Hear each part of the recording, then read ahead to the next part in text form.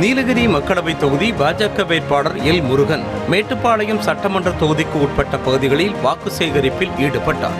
அப்போது தொண்டர்கள் மலர் தூவி மாலை அணிவித்து ஆரத்தி எடுத்து உற்சாகமாக வரவேற்றனர். முன்னதாக கோவிலுக்கு சென்ற அவர் சாமி தரிசனம் செய்து பரப்புரையை துவங்கினர்.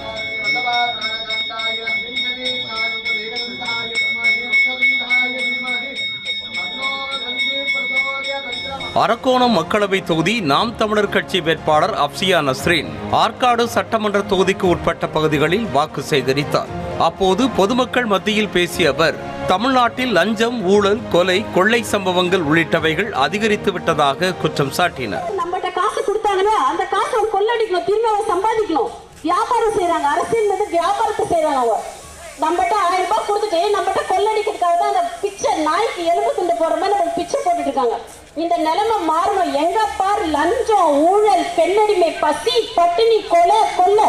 நீலகிரி மக்களவை தொகுதி அதிமுக வேட்பாளர் லோகேஷ் தமிழ்ச்செல்வன் மேட்டுப்பாளையம் பகுதியில் வாக்கு சேகரிப்பில் ஈடுபட்டார். அப்போது பேசிய அவர் எடப்பாடி பழனிசாமி சொன்னதை போல ஓங்கி அடித்து வாக்களியுங்கள் என்றும் அதற்காக ஓங்கி அடித்து மெஷினை உடைத்து விடாதீர்கள் எனவும் நகைச்சுவையாக பேசினார். ஒற்றை விரலால் ஓங்கி அடிங்க, நான் என்ன எடப்பாடியார் சொல்லியிருக்கேன். ஒற்றை விரலால் ஓங்கி அடித்தால் இரட்டை எலெக்ஷனுக்கு வாக்களித்து 2 கட்சி காலி பண்ணிடலாம்.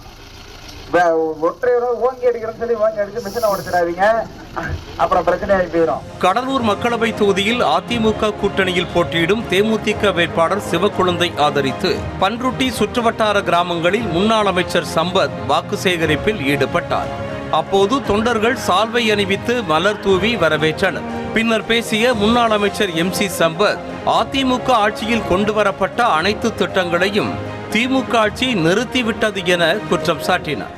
ஆளுகின்ற ஆட்சியாளர் சொன்ன வாக்குறுதி எதையுமே பண்ணல. நம்ம கொடுத்ததெல்லாம் நிறுத்திட்டாங்க. தாலிக்கு தங்கம் கொடுத்தோம், கறவை மாடு கொடுத்தோம், கறவை ஆடு கொடுத்தோம், கோழி கொடுத்தோம், மிக்சி கிரைண்டர் ஃபேன் கொடுத்தோம். அது மட்டும் இல்ல, அம்மா உணவகம் இல்ல, அம்மா குடிநீர் இல்ல, அம்மா சிமெண்ட் இல்ல. தானே புயல் அப்ப கிட்டத்தட்ட நம்ம இந்த குடிசை வீட்டுல காரை வீடா கட்டட வீடா மாற்றி தந்த ஆட்சி அதிமுக ஆட்சி. கள்ளக்குறிச்சி அருகே கல்வராயன் மலையில் திமுக வேட்பாளர் மலையரசனை ஆதரித்து சட்டமன்ற உறுப்பினர் உதயசூரியன் வாக்கு சேகரித்தார். திமுக அரசின் சாதனைகளை எடுத்து கூறி அவர் வாக்கு சேகரிக்க வேட்பாளரை சூழ்ந்து கொண்டு மலைவாழ் மக்கள் வரவேற்றனர். செய்திகளை உடனுக்குடனும் துல்லியமாகவும் தெரிந்து கொள்ள சப்ஸ்கிரைப் பண்ணுங்க.